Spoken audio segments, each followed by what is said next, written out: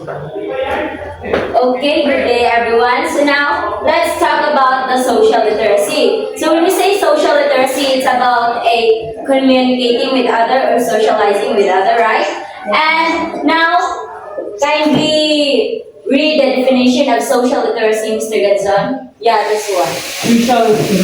Social literacy, the presence of mutual skills, knowledge, and positive human value that support ability and human beings to act positively and responsibly in a range of complex social settings. In school, social literacy can be demonstrated by a teacher in dealing with their superior, colleagues, parents, students, and others, while for students by way of interacting with the surrounding around them. So, when we say social literacy, it is the ability of interacting and behaving responsibly and positively in socializing. So, social literacy it refers to socializing and also by make a good decision making and act with kindness and respect in social and so complex of social settings. Like sa imo ba ng mga co-workers, sa imong workplace or even din sa nakasurrounding mo. So, in school, social literacy can be demonstrated by the teacher, right? Sa ilang, okay, sa ilang kasurround sa ilang. Sa ilang superior, sa ilang katrabaho, parents, and the students. Well, sa students po, is kinsa po yung kasurround sa mga students. Like, kung man, ang ilang mga classmates and ilang mga friends. So, we have 7 integral parts of social skills. So, ang social skills is dili ta makabalo bitaw of how we deal with other people and how we interact them. Then, makakuha ko ta sa ilang kanang new perspective and also information. So, first, we have gaining ideas, information, techniques, and perspective from people with different areas of expertise. Like, makakuha ka of new kanang perspective with sa anak na tao. Like, for example, you don't know about these things. Then, makakuha ka nga, learning siya. Maka-learn ka sa ila. Then, through anak nga learning is mas mo-broader imong understanding and also to get a new perspective. And next, we have providing their own perspective for the benefits of others. Like, kanang mag-share ka og imong own opinion and then mag-share ka og kanang imong information about abutang kita para maka-help na sa tao, sa ubang tao dito nga mas madungangan pa nila ang learning. And next, we have accomplishing tasks and working together towards shared goals. Like, for example, na ay group activity ana nga kuan nga lugar. Then pag kumaman dapat mo collaborate ka, mo engage ka kay para bitaw mo accomplish ninyo ng task dali lang. And then next we have providing mutual support for difficult situation. Like kana bitaw magtinabangay mo unity and also kanang walay magpabilin bitaw sa ere.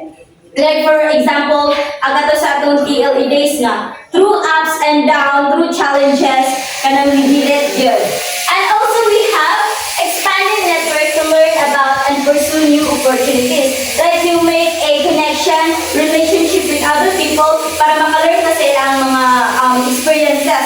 And through that learning mo, mas kana ikaw imo nang gamiton nga learning para sa imong kaugalingon para mo mas mo-grow ka. And then next, gaining feedback and referrals from people who can personally attest to work skills and qualities.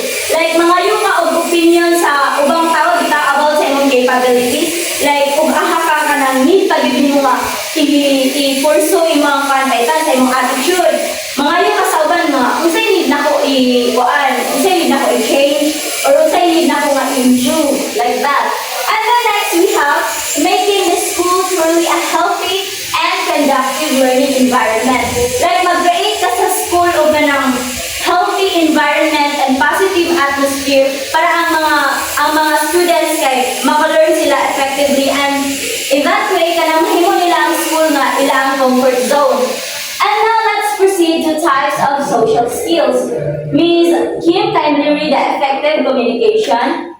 Effective communication. Ability to communicate effectively and share thoughts and ideas with students through group Group conversation. Of course, effective communication is very important, especially in group activity, right? Kaya mag-share man mo dyan inyong mga thoughts, inyong ideas. Because kung wala mo effective communication, it can cause a misunderstanding. And next, we have conflict resolution. Can you read Miss Beverly? Conflict resolution is a way for two or more parties to find a peaceful solution to disagreement among them. Like for example, na disagreement ang two parties.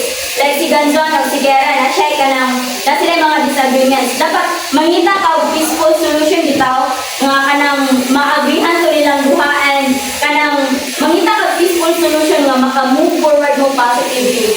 And Miss Gera, can you read the active listening? Active listening, ability to close attention to students in times of counseling, introspection, and consultation.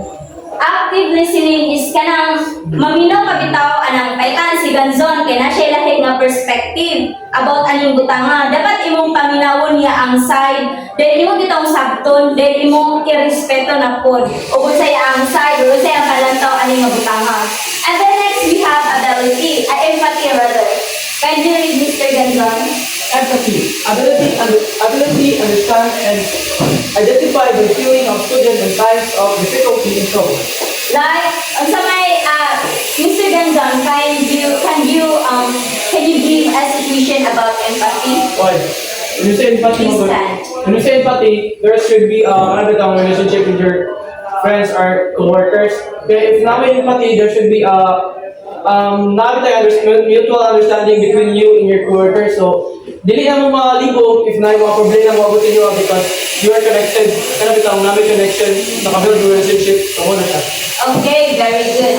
So another example of empathy is as a kanang teacher is kanang bitaw for example na kay kanang students diha kanang hilak-hilak siya bitaw so dili ka diretso bitaw mo judge nga OA siya or kuan dapat imong sabton sa unsaya ang na-feel di ay.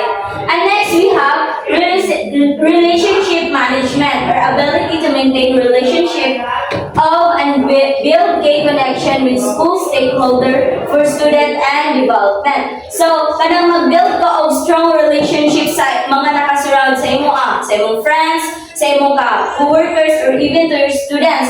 Kaya para bitaw ka ng magkita ka bitaw nila, murag, wow, na siya positive vibes.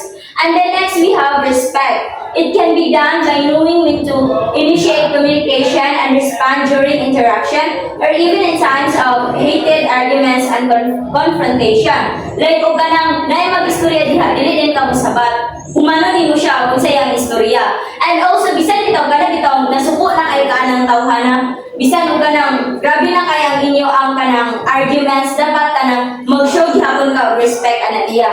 And we have problem-solving skills. This involves seeking help, making effective decision, and accepting consequences to derive better solution to the problem. Like, dili na ka mang-blame sa ubang tao nga sala ni mo ni, sala na ko ni. And kanang magwala lang ka, mangita na lang ka og solution or mangayon na lang kagtabang bitaw para makuha na ninyo, ma-solve na ninyo ng specific problem. And we have interpersonal skills. This includes the ability of sharing, joining activities, asking for permission, and waiting for one's turn every fact of social undertakings. Like for example, kanang introvert, extrovert. Kasi taga kanino mo? Introvert, Like for example, you are an introvert person.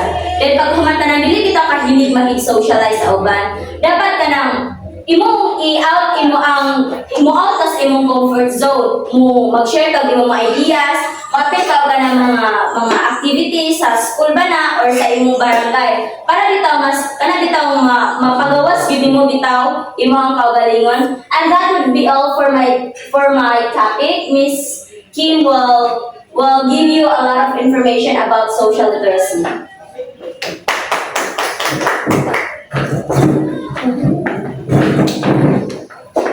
So now let's discuss about the improving social skills.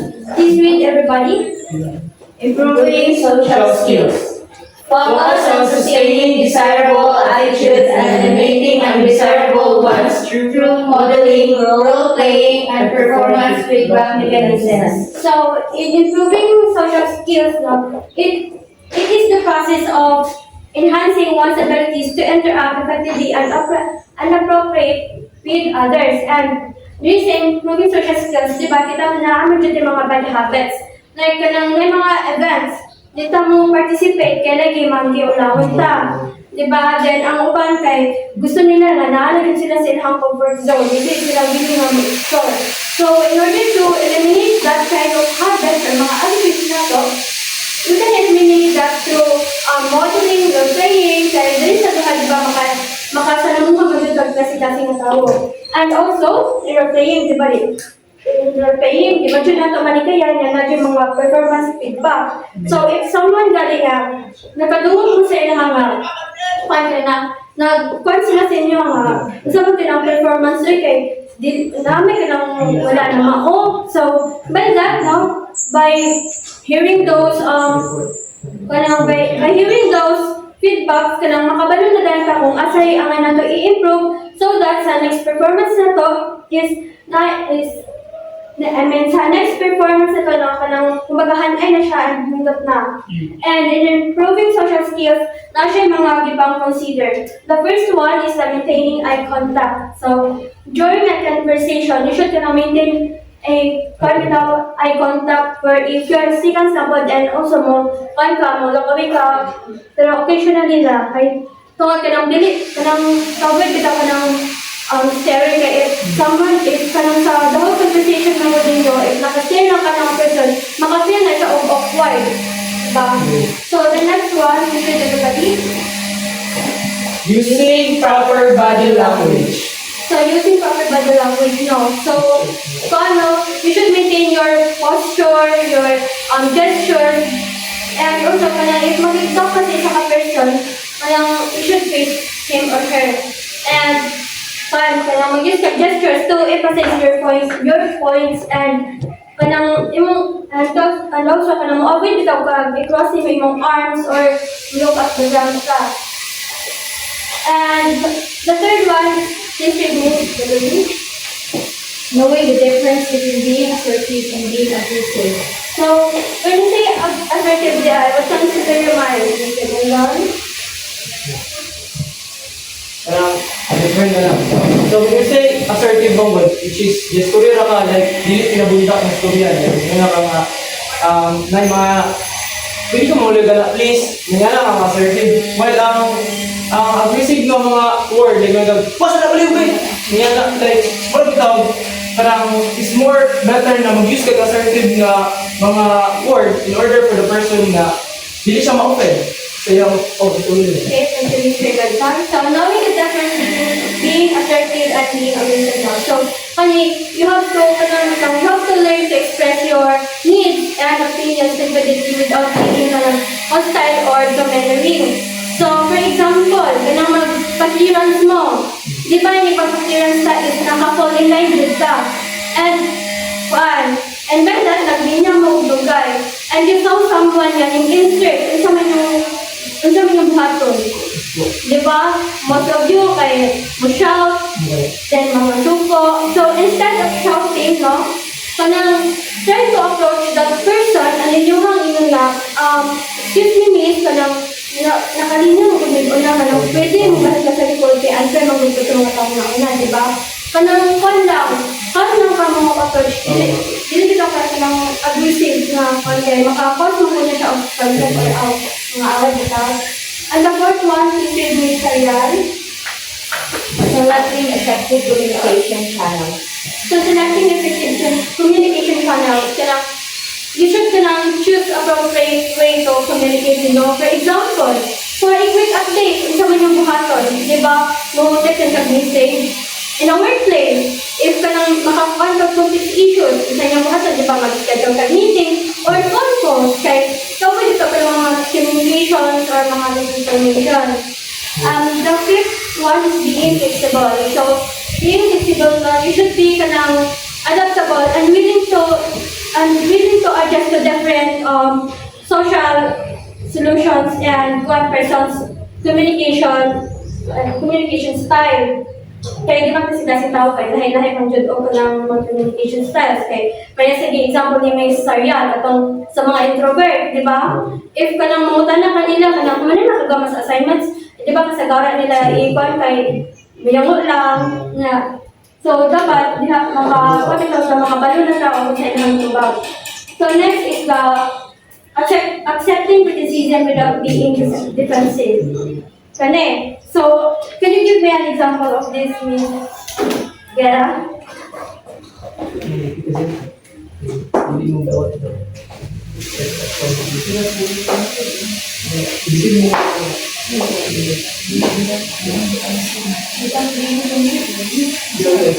So like for example, parang iba din ka sa katawag daw sa size ng mga kuan na the way sa yung gawa ito sa shape sa so except instead na imo sa mga sa tumita ba na defensive ba kaya nang kita imo na siyang i-accept bitaw then kanang imo na siyang i-accept then balwala mo na mga criticize sa mga tao kay it is kanang song muna this is kanang sa kanang that is who you are mong God. So, hindi ka dapat responded kayo sa mga ikuan na.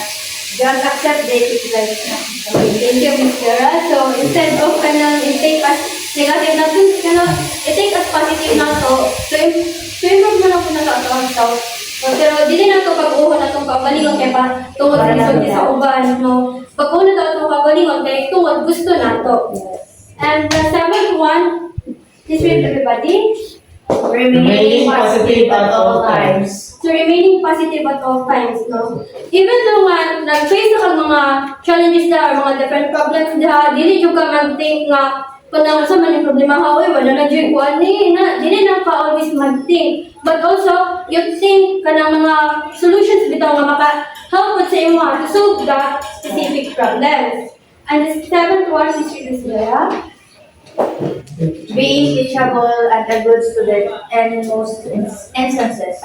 So, being teachable, no? So, for example, nag-make mo o ka ng mga lesson plans, and then, i-correctionan mo. So, kanang maminaw mo, you should kanang listen to them calmly, no? And mag-ask mo mga clarifying questions, kaya anong sa'yo.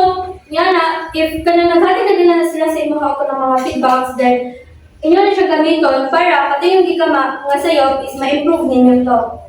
So, aside from kaning considers pa din, natin siya mga other ways na makatabag yapon sa doa. So, the first one is behave as a social person.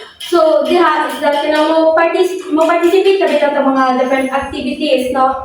Mag-join na mga conversations, and if someone needs help, so kita, willing na po ito matapang sa ilaha. And the second one is start small if necessary. For example, you meet that person kanang baguhay lang, no? Or kanang naniti maghapon. Kung sa may yung panana, di ba? Mayroon dito ako kanang hi, hello, no? Dili kayo mo, ko lang bitaw taghatan ng speech, magpa-feeling close na ta, dili nga na. So, as much as possible, hinahinayan lang tayo natin, di ba? And the third one is ask open-ended questions. So you, please give example, Mr. Gonzon.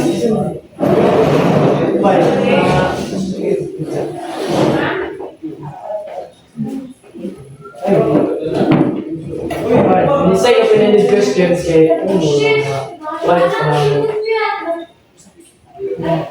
name mo or asa ka buyo? Wala ko like. So, encourage us to talk about yourselves now. Like for example, kanang instead of mamutanya ka, kanang, did you have a great day? Instead of nga na, ikaw ninyo what was the highlight of your day? Ano bitaw? Mga questions. Mga what? Then, the fifth one is create goals for yourself. So, nga na mag-create mo yung goals. Okay, do you have any idea? Okay, mag-create the goals of the organization for gusto mo mag-success. Matay ka na doon. Mag-create ang goal na gusto niyo nang abot in the future.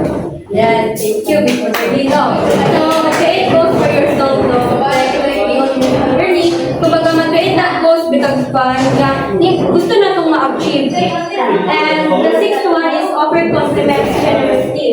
So, kanang you know how to express appreciation no? By providing by giving compliments. Like for example, nakanonotice ka ng person, like, ni blooming lagi ka, no? Kung mo ganita mo compliment, you should ganang sincere kang pag-compliment, dili ka hindi mo na, blooming kayo ko, yung talikod niwe, dili nga na, pinastikan, dili nga na. And the seventh one is read books about social skills. So read books about social skills no kay.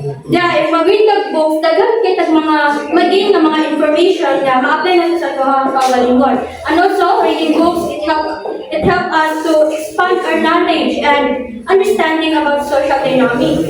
And the eighth one is practice good manners. So, bata pa lang tayo na-practice sa mga tayo nga na, di ba? Then sa elementary, kanang sa kita ulit ang ASP, diha, masukod kung unsa kita ka, kabutan yung pagkatao, diba? Like ka nang magkwanta, like ka nang saying please, or ka nang ingon ka of thank you, wala isang sa mga practice good manners. And the ninth one is pay attention to your body language. So, you should aware bitaw kasi yung mga posture, facial expressions, and gestures.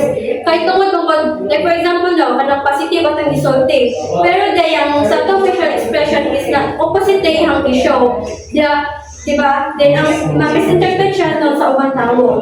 If positive at ang isulti, then positive ko na i-show sa ilaha. And the tenth one is the join a social skills support group. Like modern meetings. Then, mo participate na during discussions, mga ingana ang sa joint social skills groups. Kaya, diyan po ganang train na bitan din tayo. Like, dili na ka maulo ba nga, kanang mo makisalamat sila hindi na tayo ka-explore na. And the 11th one is stay up to date on current events. So, do you have any idea about the 11th, Ms. Sayan?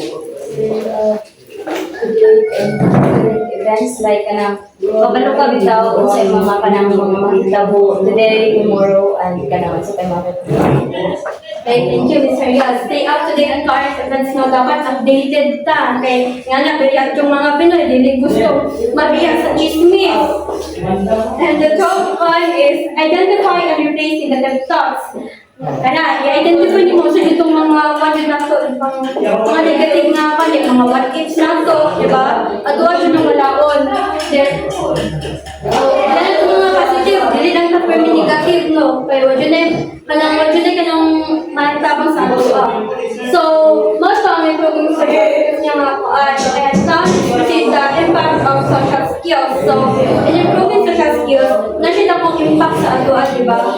Kaya instead of pananal sa comfort zone, maka-connect sa maka-explore ng mga different things and especially mga first one is about relationships. You can build a strong relationships, romantic relationships based on respect, trust, and understanding.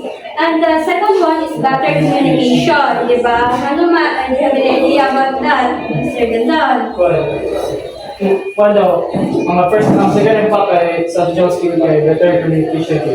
If kanang mayo communicate ba sa katao kay hindi na nila misinterpret ang imong deliver na information or nahatag na mga idea. Okay, thank you, Mr. Gandon. And now, the third one is the greater efficiency. So, maka-work na ka-collaboratively sa mga teammates, di ba? And, kanang si Tawagani. Greater efficiency. And the fourth one is advanced career prospects. Daghan yung mga opportunities na mabot sa imuha. Kay, naman, hindi naman ka pala sa una, di ba? Maulaw ka. Pero, hindi naman ka mga opportunities na mabot sa lahat. So, hindi na ka mo, maulaw ka mo, paano na nga opportunities kung maganuhang,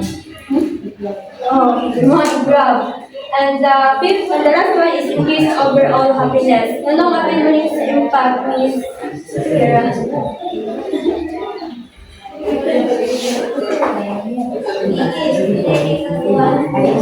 So, apil siya kahit tungkol kay paano mo gagawin na kayo, wala na kami socialize sa mga lain tao, hindi na kaulawon, ano, so, paano nga ano, pagtig na pagkat, so, present. You want to be all happiness. So, in case of your own happiness, no, ma-feel na nato nga, natin mga tao lang sa ato, yan, hindi na feel nga, alone bitaw, like, di ba, if ka nang interpret na tama, ma-feel tama, wala, kaya ganahan sa ako, oy, di ba, maka-feel na kita.